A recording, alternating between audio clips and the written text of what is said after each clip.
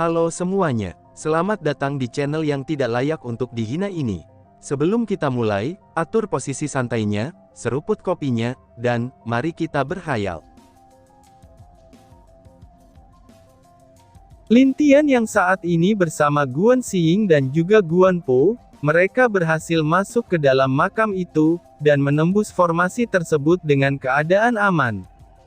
Guan Po merasa terkejut dengan hal yang terjadi pada dirinya, dan dia juga tidak menyangka kalau ternyata, dia bisa masuk ke makam dengan aman dan tanpa terluka. "Saudaraan, ini," seru Guan Xiying. Di saat Guan Xiying melihat istana di depannya, dia sangat terkejut dan bahkan kagum dengan apa yang dia lihat. Semua istana itu terbuat dari emas, bahkan lantai yang dia injak pun berasal dari emas.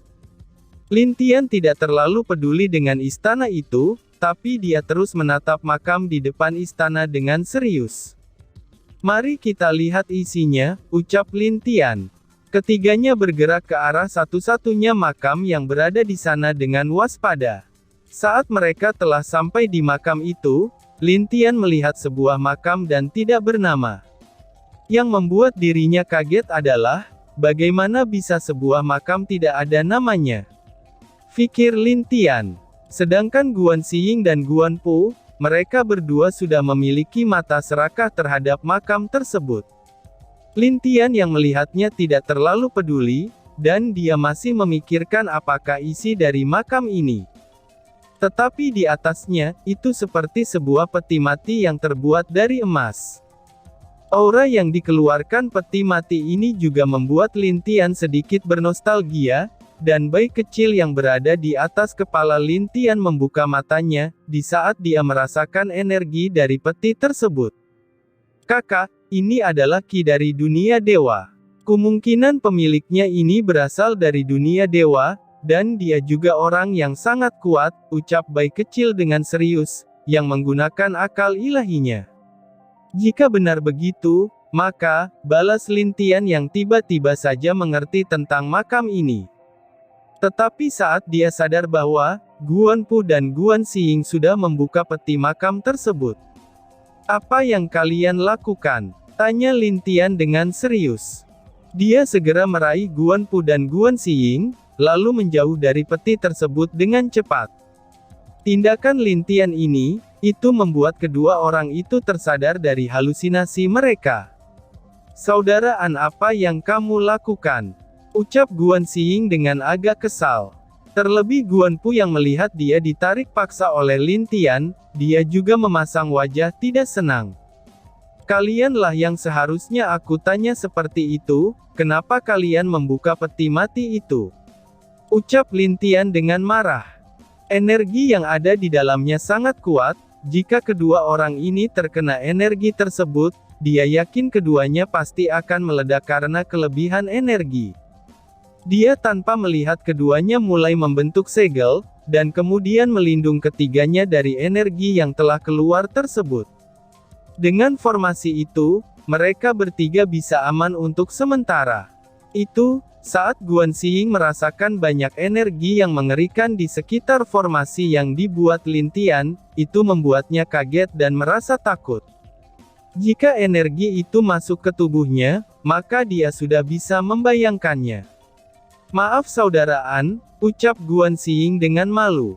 "Tidak masalah," balas Lin Tian sambil tersenyum. Lalu, dia mencengkeram leher Guan Po dengan kejam. "Ah, saudaraan, apa yang kamu lakukan?" tanya Guan Xiying dengan cemas. Dia berpikir bahwa, Lin Tian ingin mengambil semua yang ada di sini hanya untuk dirinya sendiri. "Nona Guan, aku ingin menanyakannya juga, kenapa pemuda ini memiliki ki yang sangat menjijikan?" tanya Lin Tian sambil mengangkat Guan Po dengan tangannya yang sudah mencengkeram lehernya. Guan Xiying cukup terkejut dengan perkataan Lin Tian, lalu dia juga merasakan dengan hati-hati ki dari tubuh Guan Po ini.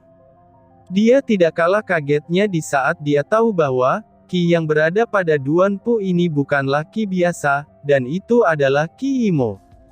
Hal itu membuat dia kaget dan lemah, sambil menunjuk dengan marah ke arah Guan Po, yang saat ini tidak bisa berbicara karena dicekik oleh Lin Tian. Kamu pengkhianat, ucap Guan Xiying dengan marah. Guan Po tidak percaya, bagaimana bisa pemuda ini mengetahui jati diri aslinya, dan bahkan dia dapat dengan mudah membongkar dirinya di sini. Apakah kamu heran? Aku sudah curiga dengan pelayan itu saat baru datang ke rumahmu, lalu aku juga curiga di saat ayahmu menceritakan tentang makam ini. Dan di saat kami telah pergi, aku telah meninggalkan sebuah jimat yang dapat mendengarkan pembicaraan kalian. Ucap Lin Tian dengan tenang. Kamu, bagaimana mungkin, ucap Guan Pu dengan bingung. Pemuda yang berada di depannya ini bukanlah orang biasa, ternyata dia sudah sangat curiga terhadapnya sejak pertama kali dia melihat ayah dan pelayannya. Sebenarnya, jimat itu baru bisa aku dengar sementara ini. Lalu, alasan aku bisa yakin bukanlah itu, tapi formasi yang di luar, ucap Lin Tian dengan tenang. Tuan An, emangnya kenapa dengan formasi yang ada di luar? Tanya Guan Xiying. Oh, itu sangat mudah, formasi di luar dipasang dengan formasi pembunuh. Jadi bukan hanya ada satu formasi saja yang ada di sana, melainkan ada dua formasi. Jadi, setiap orang yang masuk, maka dia akan mati seperti yang dikatakan oleh wali kota, jelas Lin Tian. Guan Xiying kaget dan merasa tidak percaya bahwa, kalau semua ini dilakukan oleh wali kota itu sendiri. Yang mana, dia adalah bagian dari keluarga Guannya sendiri. Kamu akan menceritakan semuanya padaku. Ucap Lin Tian sambil menempelkan kertas jimat di dahi Guan Pu. Setelah jimat itu tertempel, Guan Pu seperti merasakan sakit yang amat sakit di kepalanya. Dia langsung berteriak, dan itu membuat Guan Xiying menjadi kaget dengan apa yang dilakukan Lin Tian. Tuan An, ini, seru Guan Xiying. Kamu tenang saja, aku hanya ingin tahu rencana dari wali kota itu. Tentu saja aku tidak akan membunuhnya, karena jika kita membunuh orang ini, maka wali kota akan curiga, balas Lin Tian. Ini, Guan Xiying tidak percaya bahwa, kalau pemuda ini sangat berhati-hati dan juga cerdas. Dia sekarang yakin bahwa, siapapun musuh dari pemuda ini, pasti akan menyesal bahkan mungkin akan dihancurkan oleh pemuda ini. Lin Tian tidak berbicara lagi, dan mulai membaca kenangan dalam ingatan Guan Pu. Saat dia tahu rencana dari wali kota, Lin Tian langsung terkejut. Ternyata, utusan bajak laut pada waktu itu adalah perintah dari wali kota. Tujuannya adalah, menjadikan para wanita dan anak-anak menjadi korban untuk meningkatkan kekuatannya sendiri. Lin Tian yang selesai membaca pikiran Guan Pu, dia juga dikagetkan tentang rencana wali kota untuk menghasut dan menikahkan Guan Xiying dengan putranya ini. Tetapi dia tidak menyangka bahwa, semuanya akan gagal total karena Lin Tian. Lin Tian juga sengaja memperlihatkan isi pikiran yang dibaca dari Guan Pu pada Guan Xiying, namun anehnya, wajah Guan Xiying menjadi sangat malu setelah tahu apa rencana wali kota. Nona, sepertinya wali kota ingin menikahkanmu dengan putranya, dan aku juga tidak menyangka kalau ambisinya itu sangatlah besar, ucap Lin Tian sambil tersenyum. Guan Xiying merasa sedikit malu setelah mendengar perkataan Lin Tian, dan dia malu bukan karena tujuan wali kota untuk menikahkan anaknya dengan dirinya, tapi dia malu kalau dia tahu bahwa ternyata, Guan Pu ini tertarik pada dirinya. Karena wajah dan tubuhnya yang sangat seksi, itulah yang membuat Guan Pu menjadi ingin memiliki dirinya. Tuan An, bisakah kita mulai serius sekarang? Ucap Guan Xiying yang menghindari agar Lin Tian tidak meledeknya lagi. Lin Tian tidak terlalu memikirkannya, lalu dia menghancurkan kultivasi Guan Pu, dan berkata dengan serius kepada Guan Xiying. Nona, aku akan keluar formasi sebentar, dan kamu tunggulah di sini, ucap Lin Tian. Hah, Tuan An, apakah kamu serius ingin keluar? Tanya Guan Xiying. Iya, aku harus keluar, karena ada yang aku cari di sana. Tapi kamu tenang saja, aku akan tetap memberikan harta yang aku dapatkan di sana kepadamu, jawab Lin Tian. Kalau boleh aku tahu, apa yang Tuan cari? Tanya Guan Xiying. Informasi, jawab Lin Tian sambil melihat ke arah peti makam yang terbuka itu. Guan Xiying tidak menanyakan lagi, dan dia setuju dengan apa yang akan dilakukan Lin Tian. Walaupun dia masih ragu, bagaimana caranya Lin Tian bisa pergi ke arah peti mati tersebut. Lin Tian tersenyum, lalu dia meminta bayi kecil untuk tinggal di sini sebentar, dan Lin Tian pun keluar dari formasi yang dia buat. Dengan tenangnya, dia berjalan menuju peti mati yang telah dibuka. Guan Xiying tidak percaya dengan apa yang dia lihat, karena pemuda ini bisa berjalan dengan santainya di bawah tekanan energi yang begitu luar biasa ini.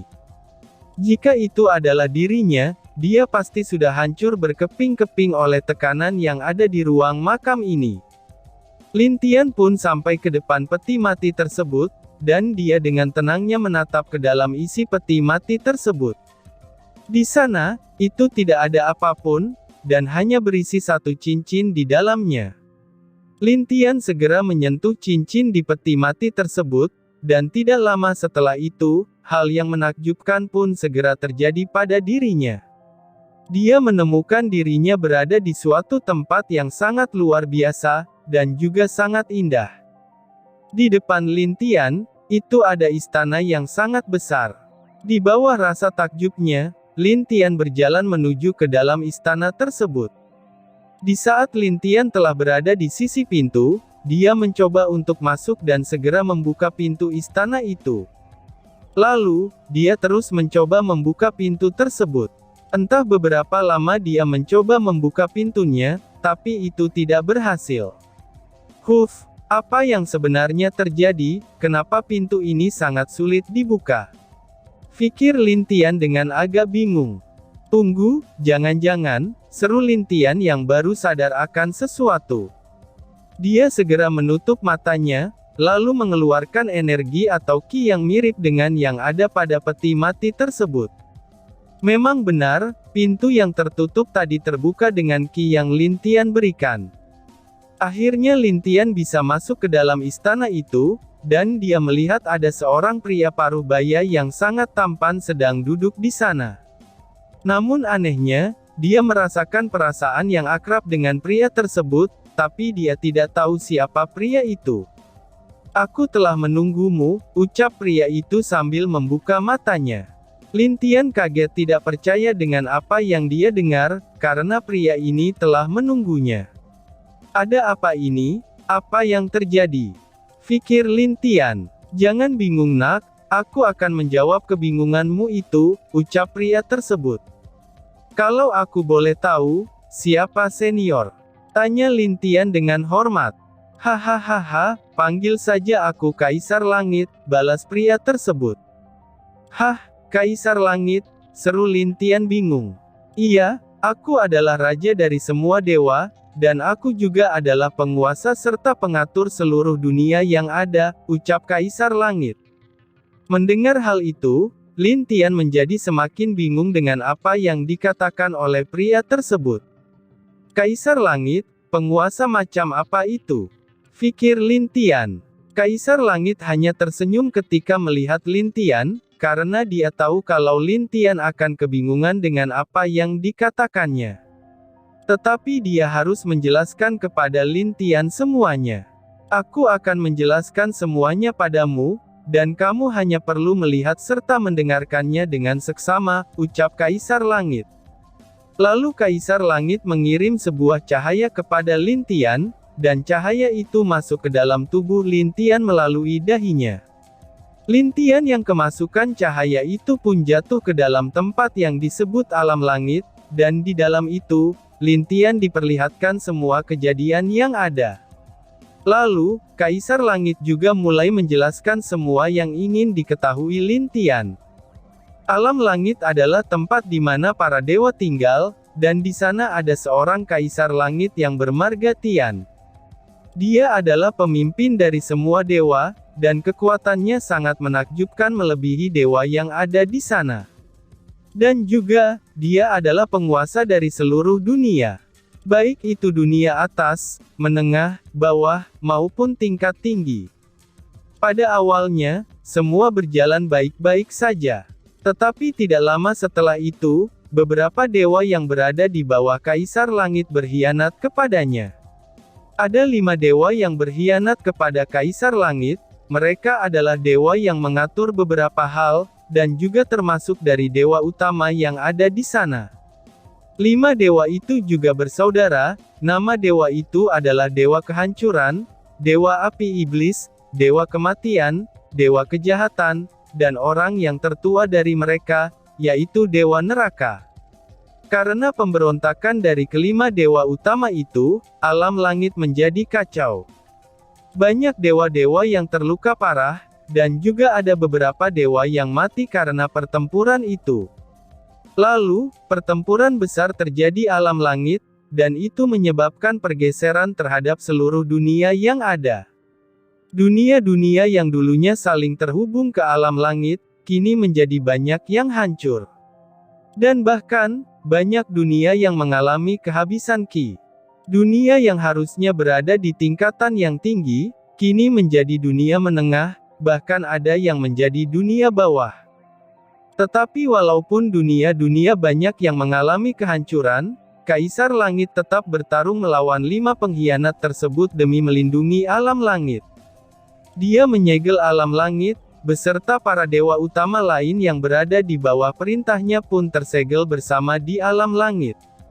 Lalu, itu hanya menyisakan beberapa dewa kuat di dunia dewa. Setelah menyegel alam langit, dia masih bertarung dengan 5 dewa pengkhianat itu sampai kelimanya terluka parah. Bahkan sebelum Kaisar Langit menyegel alam langit, dia juga sudah mengutuk kaum dan pengikut kelima dewa dengan ki mereka, dengan cara merubahnya menjadi sangat menjijikan. Mereka juga akan dimusuhi oleh seluruh makhluk di dunia. Kaum dan pengikut 5 dewa itu juga hanya bisa mundur kembali ke dunia mereka itu akibat kutukan, karena itu menjadi perbedaan ki mereka di dunia lain. Kelima dewa itu telah terluka parah, dan begitu juga Kaisar Langit. Karena dia terlahir dari benua biru, lalu dia pun berencana untuk membawa kelima orang itu ke dunia biru dan berniat menyegelnya. Tetapi sayangnya, kekuatannya tidak mencukupi.